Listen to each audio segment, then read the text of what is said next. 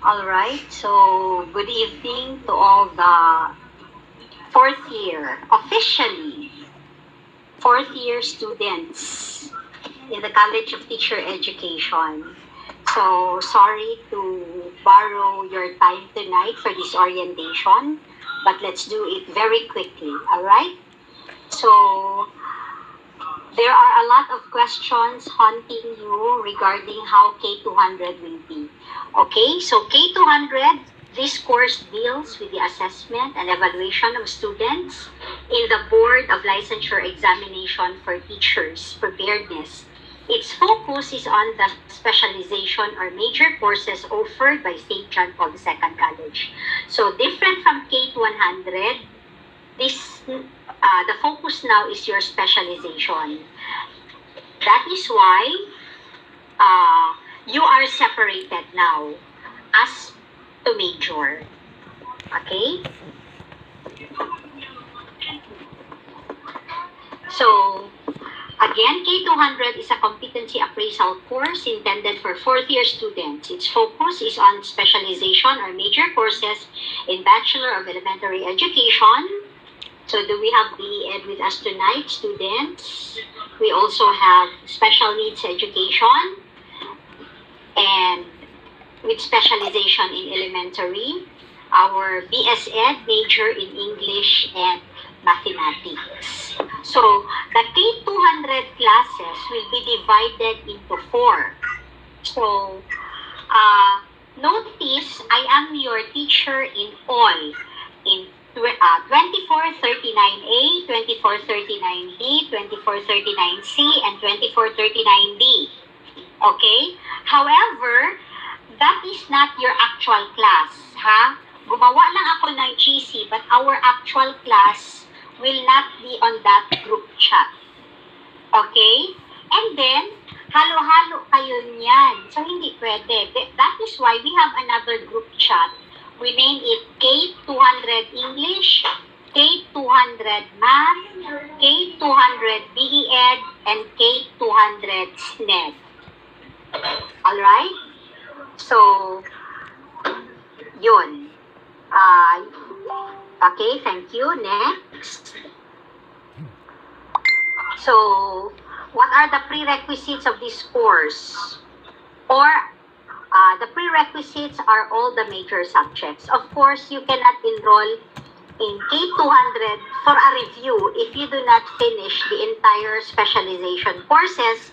However, with the 2018 curriculum of the SNED, kasi maraming subjects ang SNED, kasi BEd plus SNED kayo, no? So, meron pa kayo naiwan na SNED, SPENE 106 and 107. Okay? That is the prerequisite excludes you, the 2018 curriculum. But all the rest, I hope you have all finished your major courses. And of course, K100. Okay, policies and processes. For K200, so again, a student can enroll that's for K100. A student can enroll K200, which shall be offered regularly in the first semester of the fourth year, provided he or she has taken the prerequisite subject K100. Okay, lahat ba kayo tapos na ng K100? You should be. Okay, next. Reserve your questions later.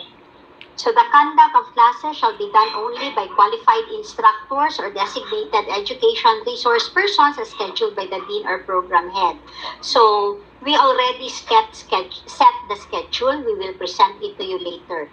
The whole semester na yan. Okay? So you should attend classes regularly. And a student who have been absent more than 20% of the total number of hours for a competency appraisal subject shall be dropped from the subject. Okay, that's in the student manual. Okay, next is on learning competency. So these are only the highlights of the policy. there is a corresponding fee for this because most of your teachers are outsiders. They are lecturers from different review centers. And some of them are top-notchers also. Okay, so we pay them per hour. But the good news is because education is big in number, so you will pay lesser than the other courses. Okay, so the computation fee, okay, is there will be a total of 108 contact hours for this subject. So, lahat ng 3-unit subject ninyo, 54 hours lang. But for cate200, we will give you 108 hours. That means 6 hours review per week. And we are behind na for almost 2 weeks now. But we will replenish it, no? In the coming week. So, sulitin natin yung 108 hours times the per hour of the teacher. So that will be the total fee divided by the number of enrollees. As of last week, 119 pa lang yung nag-enroll. I do not know how many of you are this week. No? Okay? So, direct yan sa cashier ang bayad ha in your fee. Okay? Next. Okay, what platforms will be used? Zoom okay, or Google Meet for live discussion. Okay, so i-separate ang English, i-separate ang math, okay, or Google Forms will, okay, so Edmodo, so the same ha, Edmodo for uploading of competency appraisal learning materials, submission of students' academic works, and other activities. Google Forms will be used for assessment. Okay? Okay. So, as of now, online tayo. No face-to-face. But if the government allows, we might go face-to-face. Okay? Next. Okay, the grading system. Okay, so the computation of zero-based tayo ha. So just like what you experienced for cate200. So the computation of periodical exam shall be based on the school's grading system, which is base 0. So periodical exam equals score over number of items. So 100, whereas the computation of comprehensive exam shall be zero-based. No? I'm sorry. Okay? So, yun. So, periodical exam refers to the prelim, midterm, and finals. So, meron tayong periodical exam.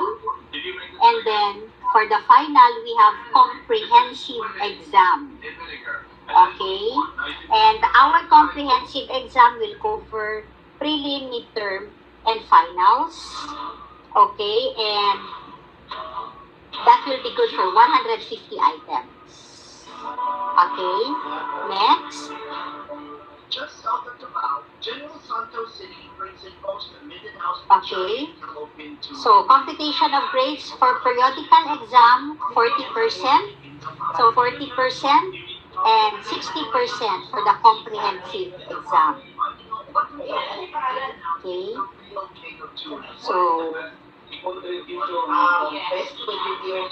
a student must have a grade of not lower than 75% in all areas of the comprehensive exam.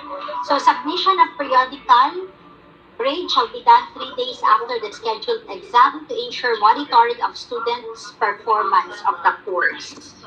Okay, so if ever sa comprehensive exam ninyo you failed, no, you will be given 2 revalidations. Let's go to the next slide, please.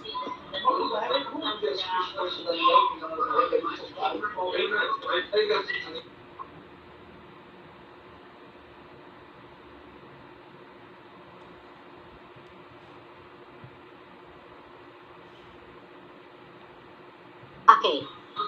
For revalida, it shall only be given to a student who failed in the comprehensive exam, which means that he or she got a score below 113 over 150. So revalida shall only be administered twice. So final grade shall be computed after revalida. In cases of failure, a student shall re-enroll the subject. Okay. Pag nag-revalida ka, your grade will automatically be 75, regardless if umabot ng 80. Kasi revalida na yan. So, that's the rule. Okay? Next slide, please. So, conduct and discipline. We experienced something last cate200. So this time, please maintain proper conduct class ha, kay we are inviting outsiders. No, we will be inviting lecturers. Alright, so thank you, Ma'am Ami, for helping us understand better the new policies, okay, implemented in cate200. But before we proceed with our conduct and discipline, so let us first take a look at the overview of the review coverage. So let's start with, so we'll discuss all the subjects on all programs for English, Math, PE Ed, and SNET. So let's start with the English, for the English major students. So for a moment.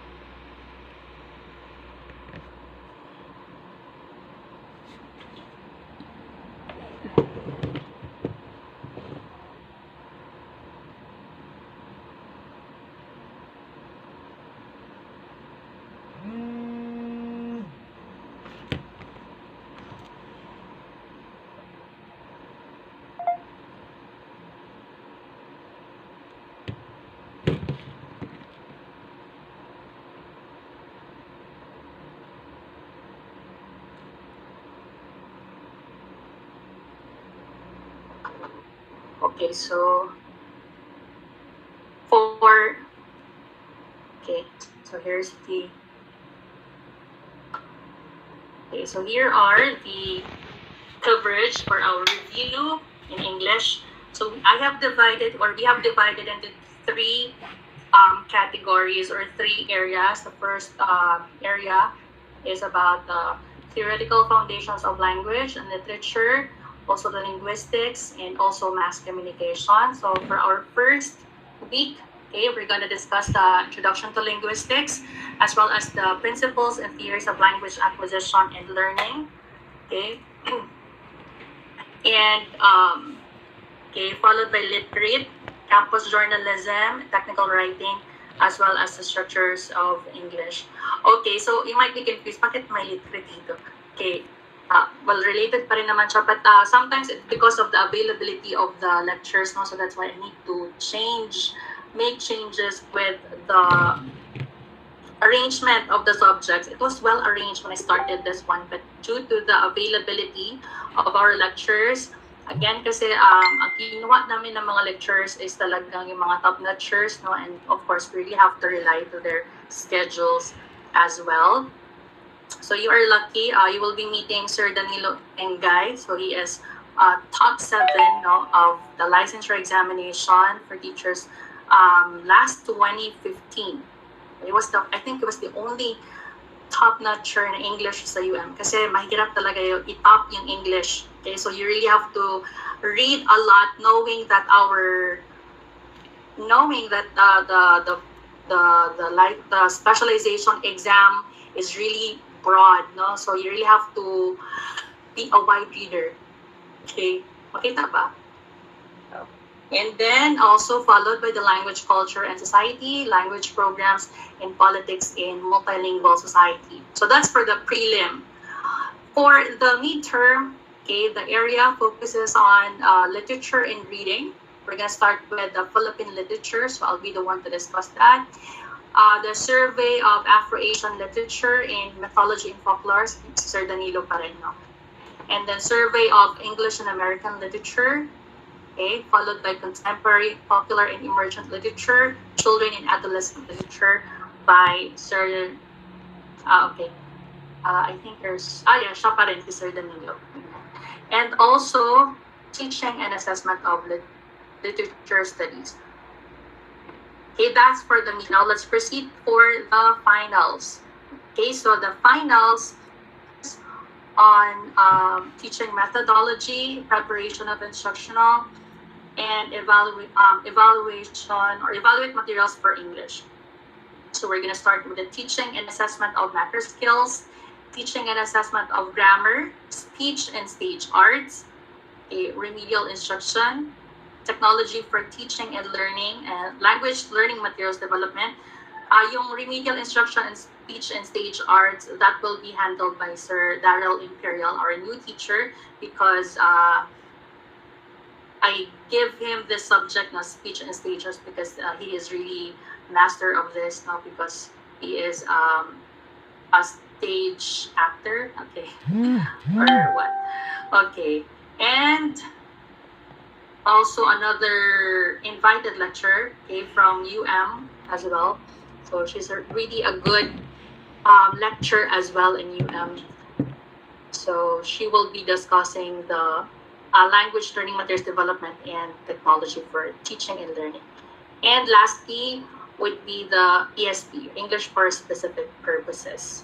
Okay, so that's the coverage for the English specialization. Now let's proceed to next is for math specialization, to be discussed by Sir Liv Mapansa.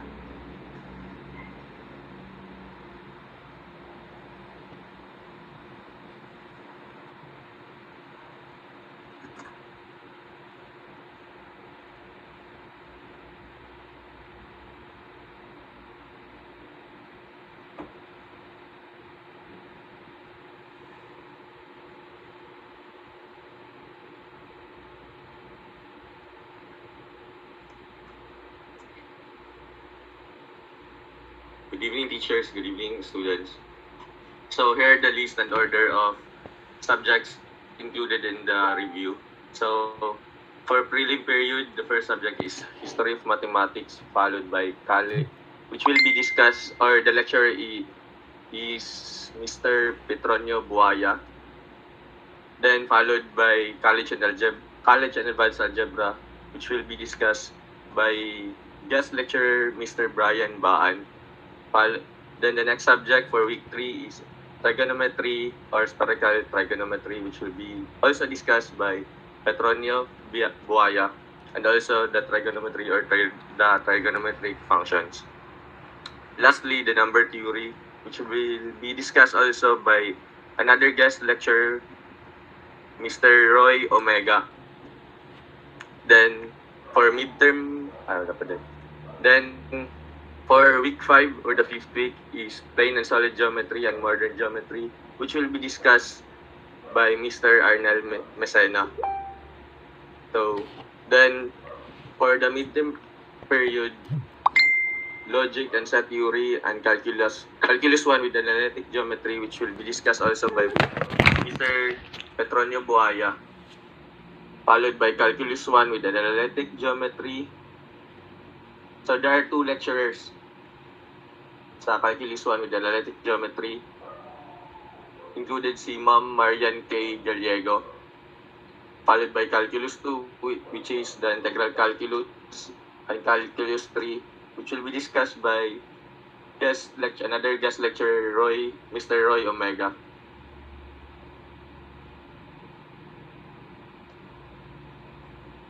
Followed by a linear algebra and abstract algebra, which will be discussed also by Mr. Petronio Buaya. Then problem solving and mathematical investigations and modeling, discussed by another guest lecturer, Brian Baan.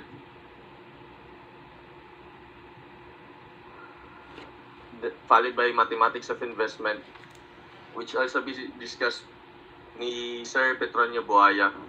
Then Principles and Strategies in Teaching Mathematics, which will be discussed by another guest lecturer, Miss Marian K. Gallego, and followed by Technology for Teaching and Learning 2 and Assessment of and Evaluation in Mathematics. Then mock board examination, then followed by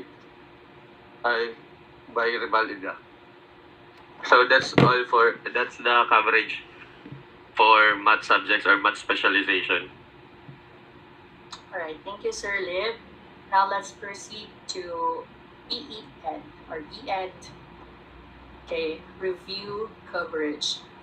So again, yung mga invited na lectures natin, no, hindi sila basta-basta. No? Lalo sa math, ang daming si Ma'am Marian Gallego is top 1, si Sir Baan is top 2, and Sir Roy Omega is also top 1. He was my batchmate. Okay, so let's proceed to EED.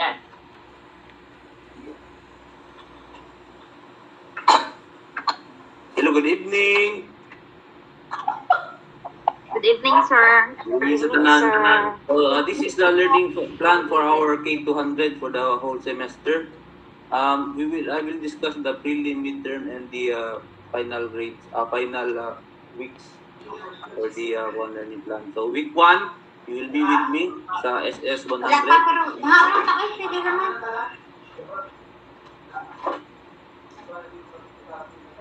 Dali na, te.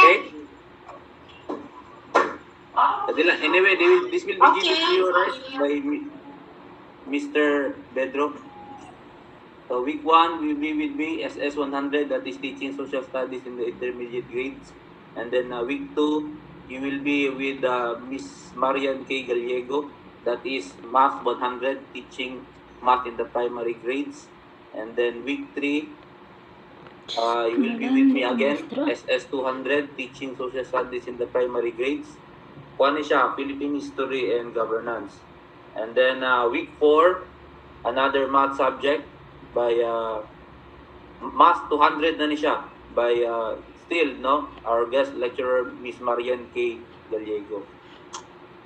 And then for week 5,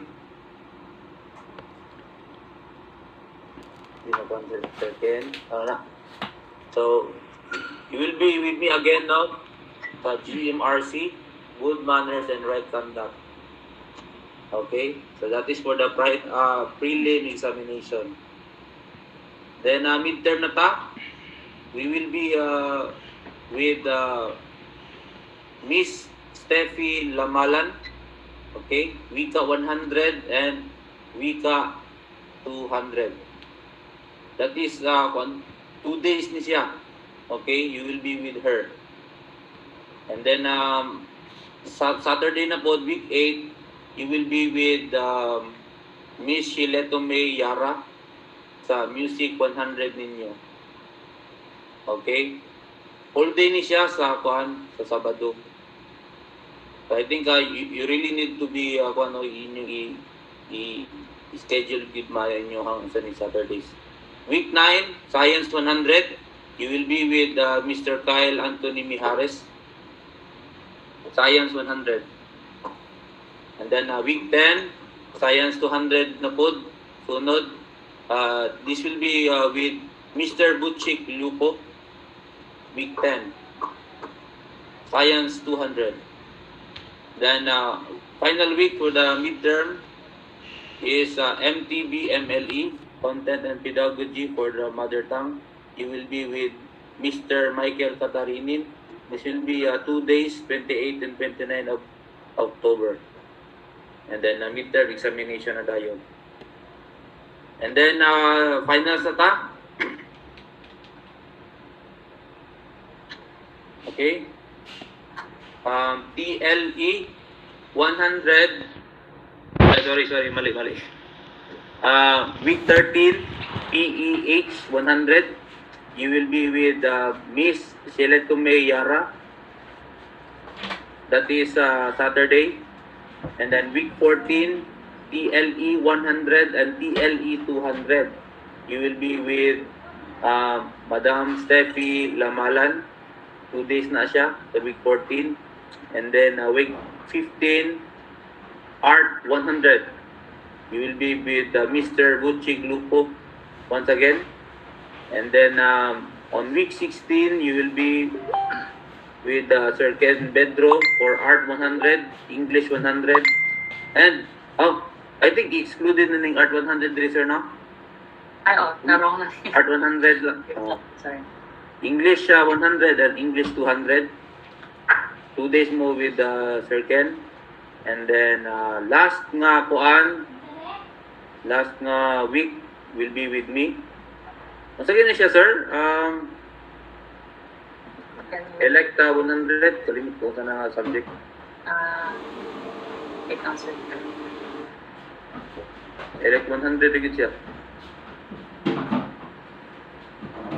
Elective, paano siguro ni? GR. I-update na to, sir. Okay? Okay, sir. Mo siya dali sa kuan, sir.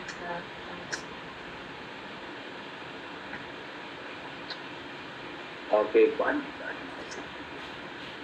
Sige, ikaw na. Mr. Katarina. Okay, next, let's have the overview of the review coverage for the SNET to be presented to us by Sir Michael Katarinen. Hello, good evening, future educators. Good evening, sir. How are you tonight? Doing well. Good. Okay lang, sir. Sir. Okay lang, sir. Share mo screenshot. Sir Pedro, naka-ano ka screen, screen share sa ako, sir? Wala, pick up si mo, sir. Naka-send ba ka? Upo, katong amo ni Sir Gali doon, isa lang namo dito. Wait lang, sir. Ay, kung na-representative mo. Wait lang, sir. Daddy, let me download it first. Pero wala yung lecturer mo. Ay, ano lang namin sila. Pwede ka mag-share screen din, sir, na kay ano? Ada, sir. Ako na lang, sir.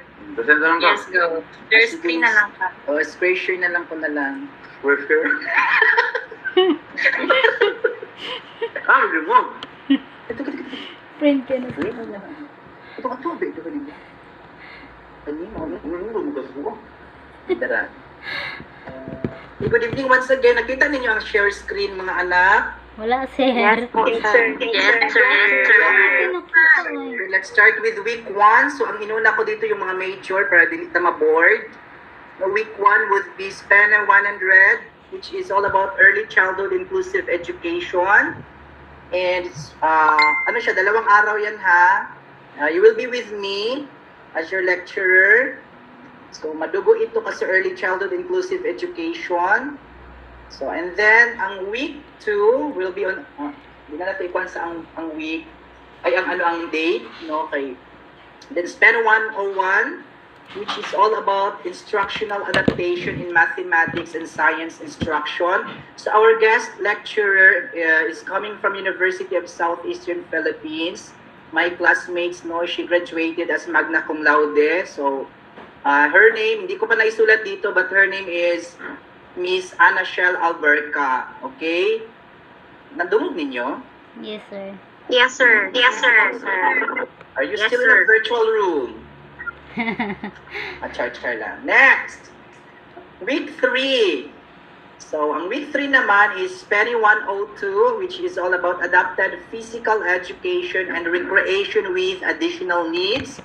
2 days pa rin kayo sa akin, no, as you will be with me for 2 days. No, ako yung lecturer ninyo for that topic. And then week 4, this is for prelim ha.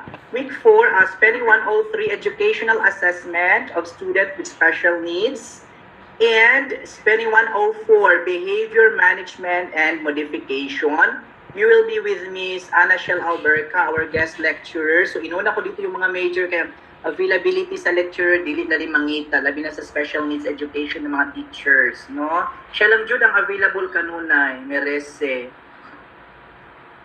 Okay? Sino man ni Brad?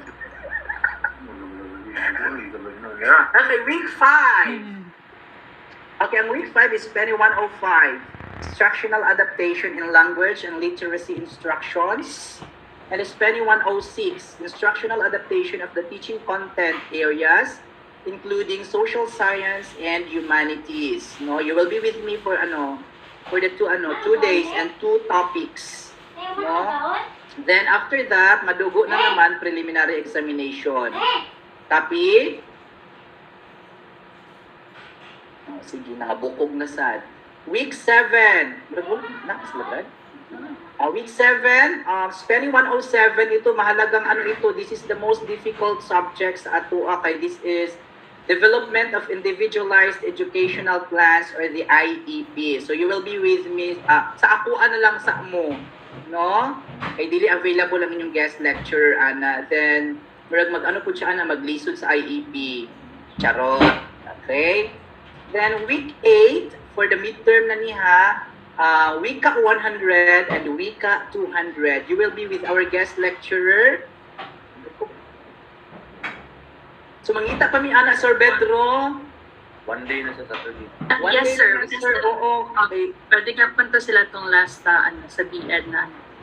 Pwede po to sir, no? Yes. Yes. Sige. Basta kay inana. So ano yan, dalawang topics. No, for 1 day, that is going to be Saturday man yan. And then week 9, GMRC 100, MTB, MLE. So, ang among gikuan diri kang teacher. So sa ako sila sir sa MTB, MLE o GMRC 100 sir. Okay, next week 10, saan nga mo oy? TLE 100, TLE 200 sir. We don't have a guest speaker yet. Ay naku, naana pala sir. Si Ma'am graduated also from the University of Southeastern Philippines. Si Ma'am Orios po. Okay, naan na siya sa may Duterte National High School. Nana na lang sa sa TLE and 100 and 200. That is two topics for 1 day. Next week 11 for midterm, Science 100 and Science 200. You will be with Mr. Kyle Anthony E. Mijares. No, so John Paul's Heartthrob, no, si Sir Mijares. Next, madugo na naman midterm examination for week 12. Next, week 13 for finals. Math 100 and Math 200. Kasi Sir Pedro? Kaya na ako na. Sorry. So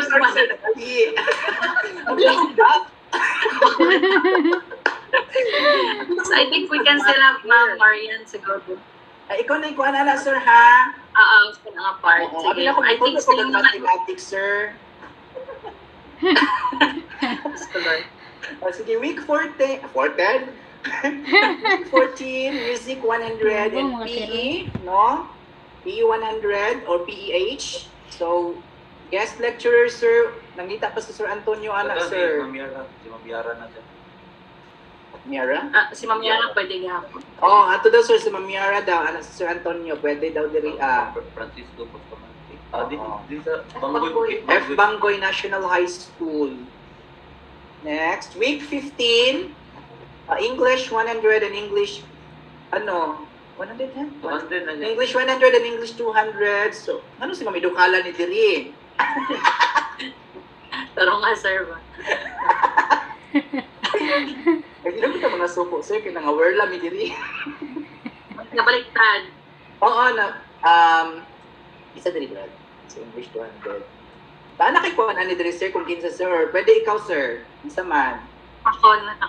Sige. Ay, ikaw has, basta na ka sa week 15. So, you will be with Mr. Bedro, no? Ang panggiitan sa John Paul. Okay? Oh.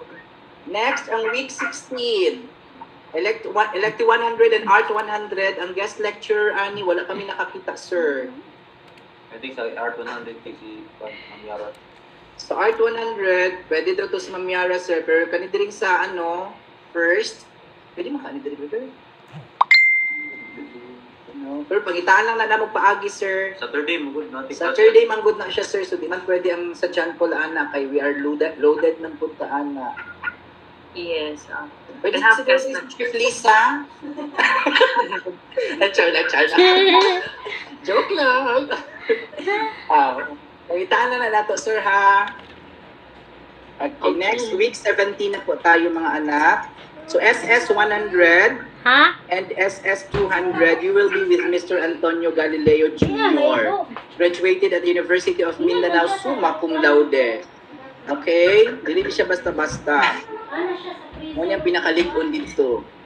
So, ingon ana lang siya. Then after ana, fine, ano naman siya? So, mock board examination. Pag dili mo makapasar ka, ay, revalida. Pag di jud madalag revalida, ay, revolution. Orientation miss ang review. Okay? So, ang manak ko, sir, thank you so much for listening, future educators. Thank you, sir. Okay. So, take note of all your subjects, no? So, this coverage or this matrix will also be posted in our Edmodo so that you will be guided as to what subject you will have to prepare, no, for this week. So, dapat you really have to read in advance talaga. Okay? And you're lucky, no? Kasi magagaling talaga yung mga speakers na invited namin. So, yung payment ninyo is indeed not wasted talaga. Okay? So, now let's proceed to our next presentation, which is about the conduct and discipline. Okay, so let me present. Okay, so let's proceed. Okay, first is, of course, be on time. So we have to start our class on time so that we can also end on time. So if you have seen, no, sa matrix kanina, for the Thursday and Friday, we'll start 6 and we'll end 9 p.m. So that's 6 hours, okay, for Thursday and Friday. And for your Saturday classes, usually darain nyo ang mga, ato ang mga invited lecture. So you start 9 a.m. So you have to be ready, no, before 9. So you have to be there na, okay, and until 4 p.m. Okay, and also, when you take your quizzes, also be on time, okay? We usually give you 15 minutes to answer your 10 items quiz, no? But it depends on your lectures, okay? But we are really very strict with the time duration that we give you to ensure the sanctity and also the reliability of your scores. Kasi if we give 1 hour for 10 items na quiz, then probably ma-perfect na ninyo siya. So, you have to finish your quiz, submit your quizzes on time, okay, on the given duration. And otherwise, kung hindi nyo na masubmit, because we will have to really close the Google form. Second one is, this is really very important, strong internet connection.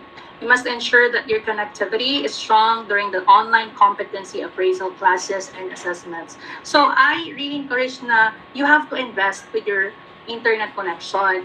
Kasi we're not spending money naman for our fare, diba? Going to school, diba? We have to spend money for that. So since hindi na tayo pumunta face-to-face, then why not allocate that money, no, for your internet connection. So pili kayo ng Wi-Fi na yung may prepaid naman, and ngayon mura na lang yung Globe, 499 na lang siya, very affordable, from I think 999 before, so you can buy it na for only 499. So but still depends on your area, no, kasi some areas hindi malakas yung Globe, it could be Smart or it could be other service provider. So you really have to invest with this one. Kasi we will not really excuse, no, na, sir, wala ko nakakuan because wala na ko na-submit. Ang nangyayari kasi minsan, matingala mo nga, hala, okay, naansa na mo tanan, and then nakalit lang og gawala, or dili ani mo siya ma-submit. You were clicking it but you can't submit it. It could be that, for example, nag-take na kasi mga quiz, And then naka sa number 7, so you thought na okay pa mong internet, pero wala kang kabalo na along, na in the middle pala, while you were taking, nawala na din mong internet connection. So that's why pag gumangi mo, magsabit ng taka, dili na siya mag-load. It's because, again, could be that in the middle of while you were taking the quiz, nawala na yung internet. So we really have to invest with our internet connection. Kasi sayang naman yung chance, no? And yung payment natin for the review. And you are also required to wear your prescribed uniform during class days. Para ma-feel po nato na sa class. At nagyapot nag-take og face-to-face class. Although it's just virtual. Also, number 4 is pay respect to authority and be courteous in dealing with your fellow students and instructors and observe online etiquette. So, because, again, you will be handled by different lecturers, no? So, kahit hindi sila taga John Paul, but hindi nyo sila teachers before and it's your first time to meet them, but you still have to treat them the same way you treat us instructors ninyo sa college, no? But you have to pay respect to everyone, okay? And observe online etiquette as well. So I think you know this one. 5th one, never share your answers to anyone. Do not screenshot your answers in Google Form. Okay, so I think this happened last summer, diba? So we knew it already, so that's why ginagawa namin ang best namin na to really making sure na you cannot cheat. Okay, so that's why we really adhere to the time duration, because that's one thing that for assurance din namin that you are really answering the items on a given duration. Like dapat when you will be taking the LET, usually gani 30 seconds lang maumana nimo siya basa, then you'll have kasi mag-shade pa ka. Okay, so never share your answers. Okay, you have to really take this seriously, because you know what, maybe right now ma-perfect nimong exam, ma-perfect nimong quiz, but how about when you take the mock board examination? Diba, you are cheating yourself actually. Okay, so niloloko mo lang yung sarili mo. In other words, you have to be honest with your responses, kasi that's your way of gauging how knowledgeable am I, how ready am I, how prepared am I to take the licensure exam or to take the mock board exam. So you have to gauge yourself.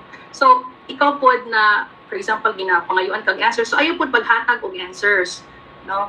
So ayaw pod, okay, because you are not actually helping them.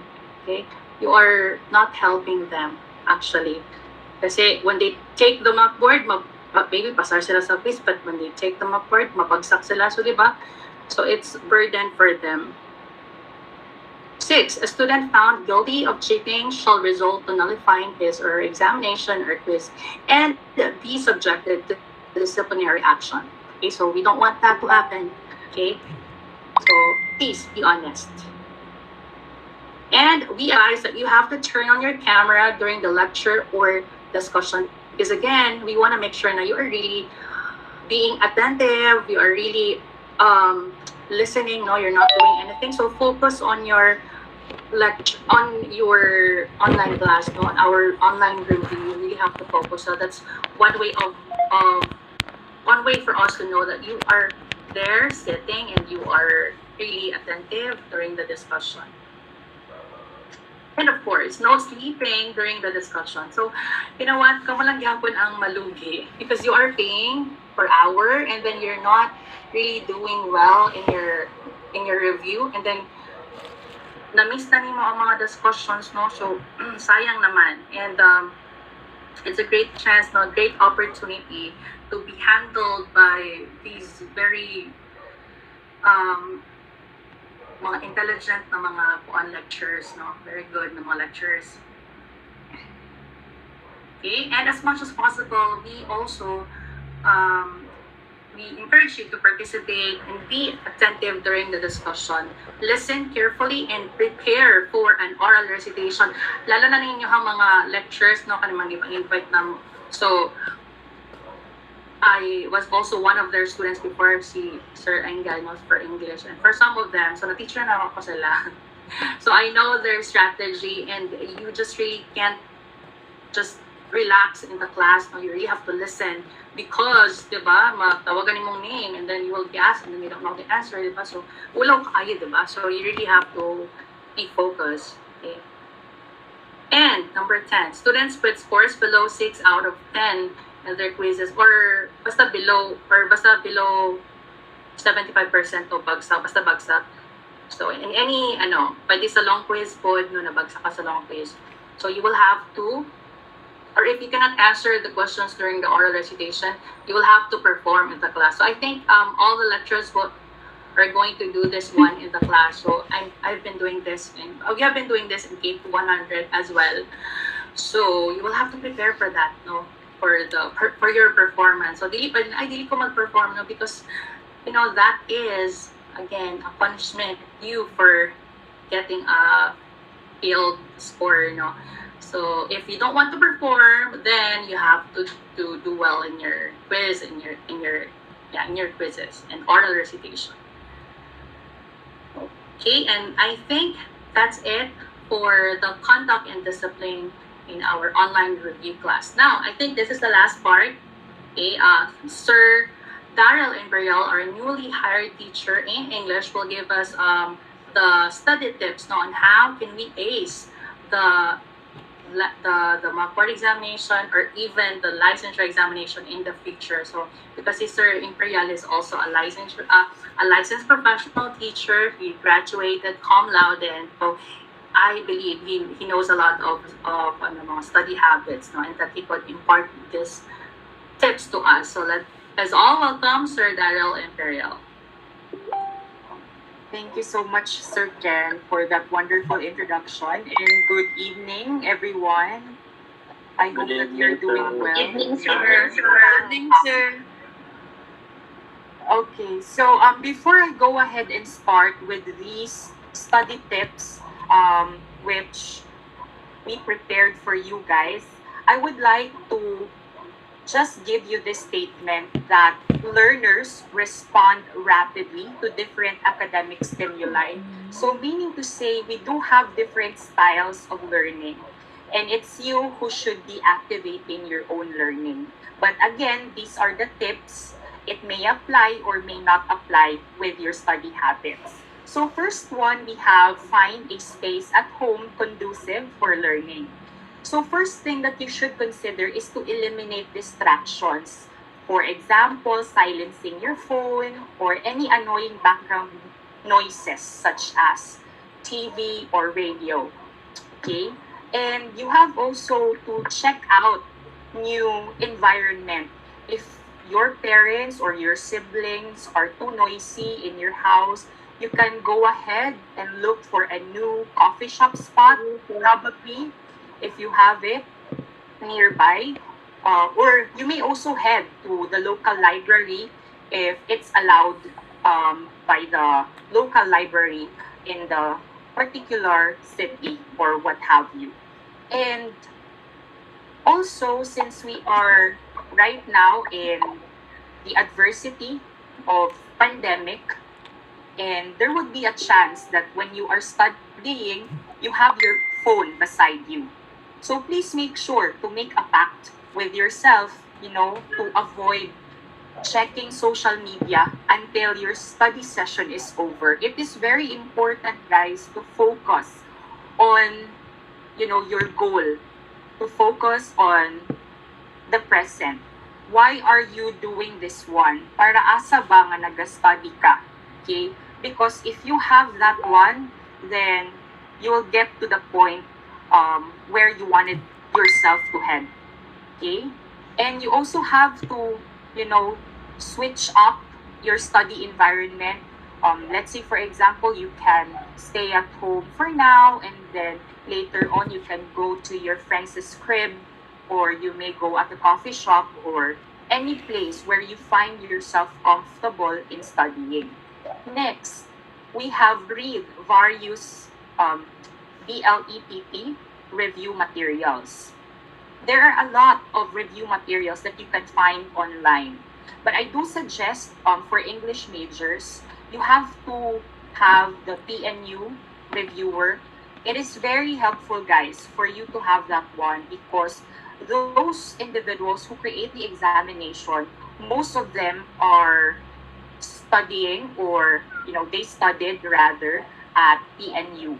So most of the questions are circulating, or they might have rephrased the questions. I have, before, when I was still reviewing, I have the 150 item examination for English major since 2013 up until 2018. And then 2019, I took the examination. And I found out that there are, terms that are interchanging.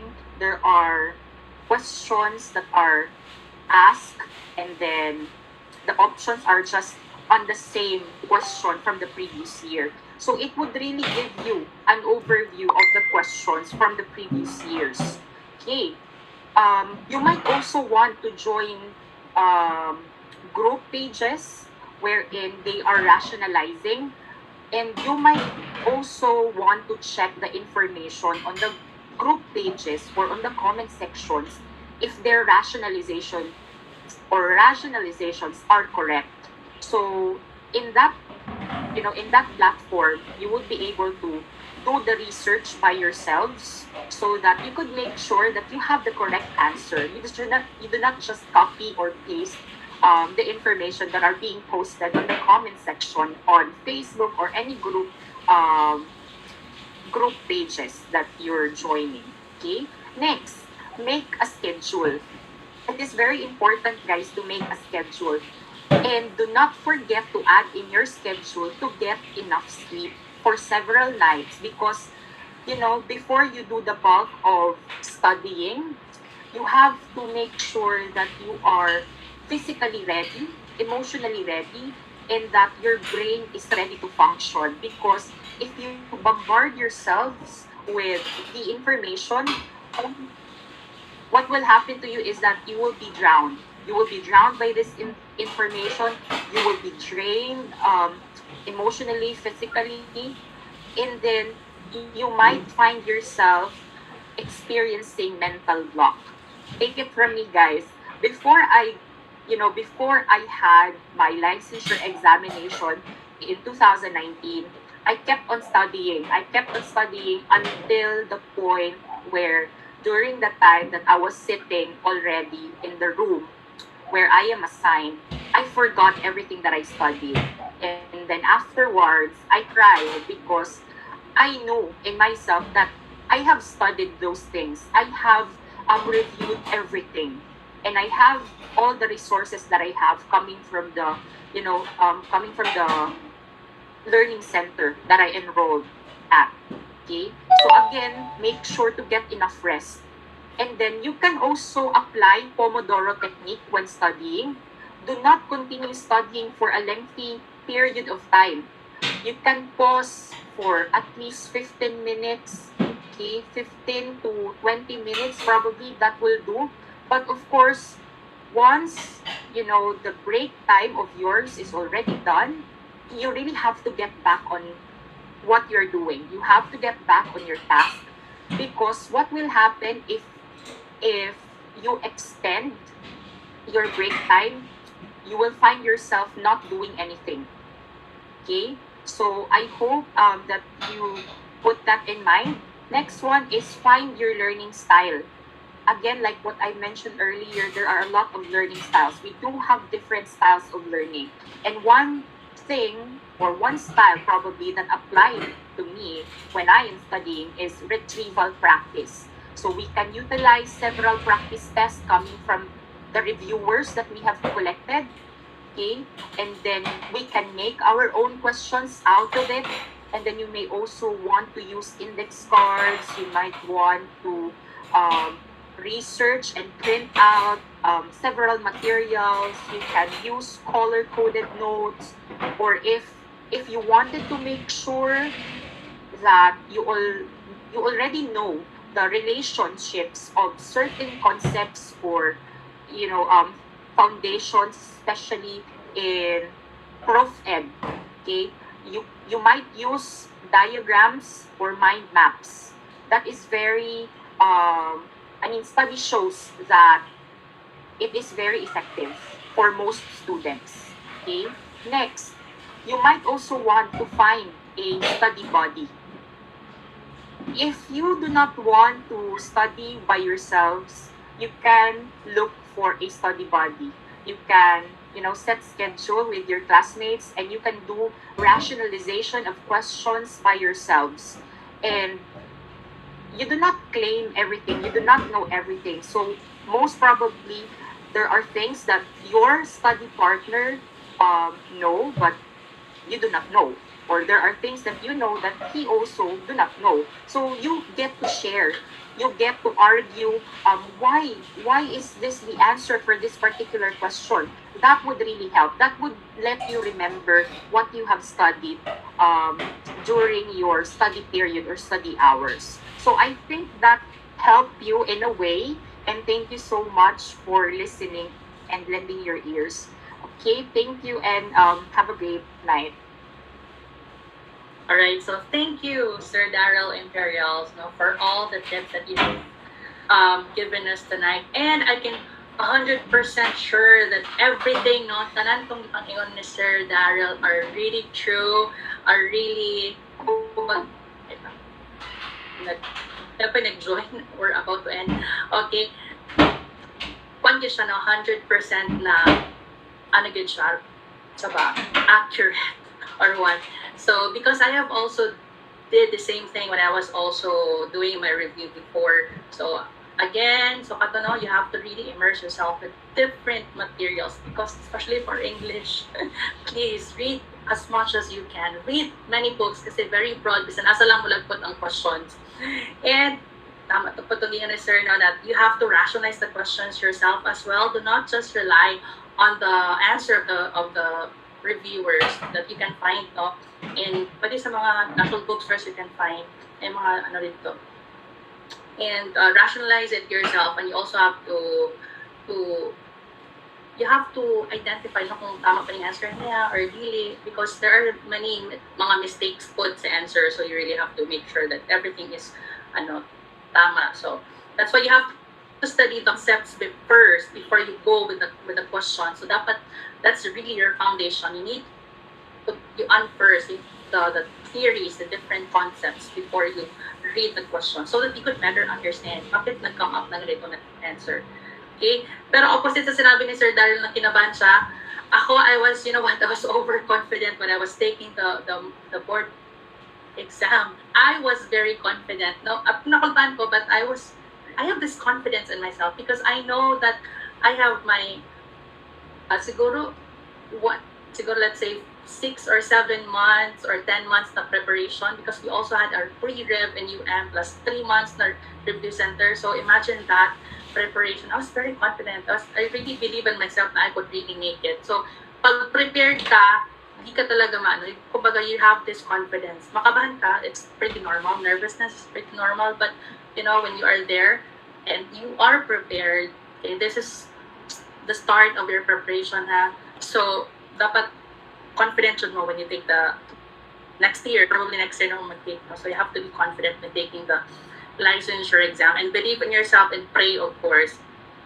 Ang putungin ni Sir na, you really have to take breaks. Dili pod mag-kuante. Like, before, what I do is I would exercise, mag-play ko mga kanang Zumba, and then we would dance. And then what makes it more fun is na ko yung mga friends ng mga study buddies. So we also do the same thing. We share ideas, we rationalize. So, lingaw ang study if you are with people who are also focused in their studies as well. So be with these people. Dili ka mga tao nga kanang walay focus sa study. Okay, so I think that's it. That ends our orientation program this evening. But before I will just read this quotation siguro before we end. And maybe if you have questions na pahabol, so after this na lang. So just to motivate you more. So shoot for the moon. Even if you miss, you land among the stars, according to last round. So you know what? When I take the board exam, my aim is really to to top the board exam. Di ba? Confident kayo. To top the board exam. And dapat sa English na. So, dapat ingatan to niyo yung mindset. Because even if you will not top, at least, dapat inyo makuha ng average. And I was really satisfied with my average. And I was not expecting it, that given the difficulty of the examination. Okay, and do something today that your future self will thank you for. Ay, salamat. What na ako kong best when I was doing my pre-review, when I was having my review and review centers. And lastly, if you cannot endure the pain of struggle, you will not have the prize of success, right? So, naman tayo, desire. And so, for us to get that, we need to go through challenges and trials. So we have to endure the pain of struggle. So for us to succeed. Okay? So I think that's it. So thank you so much again to everyone. And I know if you have questions, clarifications na wala na mo na-discuss during the orientation.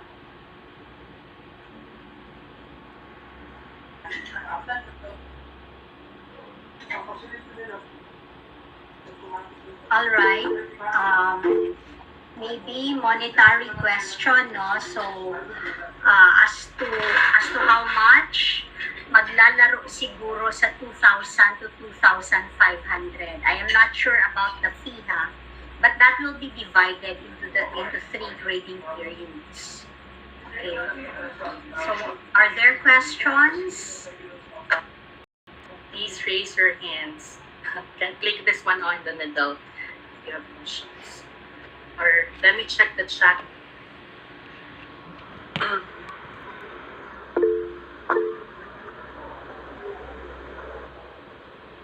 Yes, Joshua Nicerio, what's your question?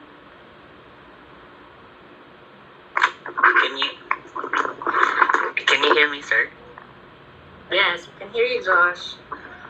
Regarding lang sa schedule po. Yung sir, yung afternoon, 'di ba may kami sir, like FS na subject. Hindi kaya yun siya mag-conflict. All right. Okay, so as agreed, cate200 orientation will be followed by FS1 and FS2, and I believe most of you are under me, no, as teachers, and others are with Sir Galileo, Antonio, and there's one section under Sir Catalin. Okay, your FS1 and FS2, if you were under me, I've oriented you already, but it's classroom observation, online classroom observation. So it's a 3-unit subject, therefore, 1 hour will be intended for lecture, if there are, no, checking, and the rest of the 2 hours will be for your deployment. It's a flexible schedule.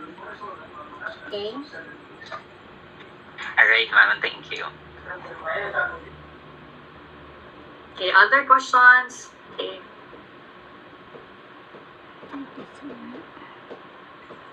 So we will be deploying you as soon as things will normalize after enrollment and when senior high school are already prepared also to accept you. So you will be deployed in the senior high school department via online observation.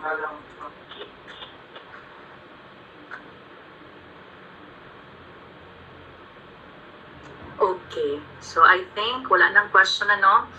So, okay, we have another question from Maria Teresa Horos. Go ahead. Hi, ma'am, sir. Good evening. Regarding lang po sa GC, ma'am, naano pa yung GC for cate200 BA Ed Generalist nga majors? Sir Galileo, I think you can answer the question. Sir, Good evening sa nangutan mo. Good evening sa tanan. So far no, I already made my GC.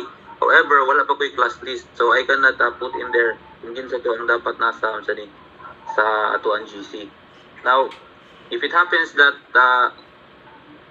ang inyong code kay 2437 sa FS ni, no? FS, right?